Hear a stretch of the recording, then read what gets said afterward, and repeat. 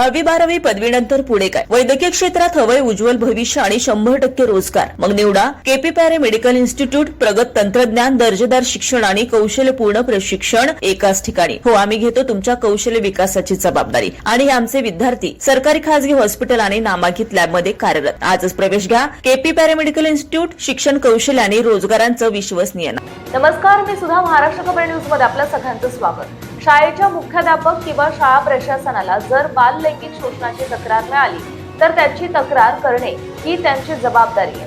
ते स्वतःहून तपास करू असा दावा करून हे प्रकरण फेटाळून लावू शकत नाहीत, असा निर्वाळा सर्वोच्च न्यायालयाने आपल्या निर्णयात दिलाय. या प्रकरणात न्यायालयाने मांडलेले महत्त्वाचे मुद्देही जाणून घेणे आवश्यक आहे. बाल लैंगिक शोषणाप्रकरणी एका खटल्याचा निकाल देताना सर्वोच्च न्यायालयाने महत्त्वाचा निर्वाळा दिलाय. जर शाळेच्या अधिकाऱ्याला बाल लैंगिक शोषणाची तक्रार मिळाली तर ते केवळ तपास करून प्रकरण फेटाळून लावू शकत नाहीत. अधिकारी या घटनेची तक्रार करण्याच्या आपल्या जबाबदारीतून पळ काढू शकत नाहीत.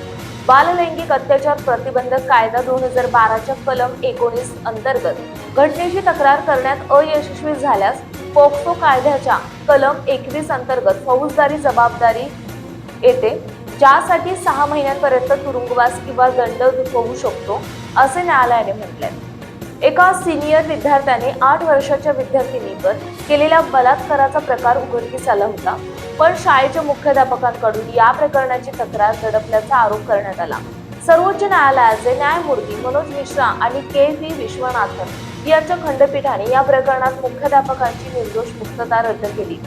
तसेच जर शाळेच्या अधिकाऱ्याला मुलाच्या लैंगिक शोषणाची तक्रार मिळाली तर ते तपास करून काहीही घडले नाही असा निष्कर्ष काढू शकत नाहीत. अधिकारी घटनेची माहिती देण्याच्या आपल्या जबाबदारीतून पळ काढू शकत नाहीत, असंही न्यायालयाने म्हटलं आहे.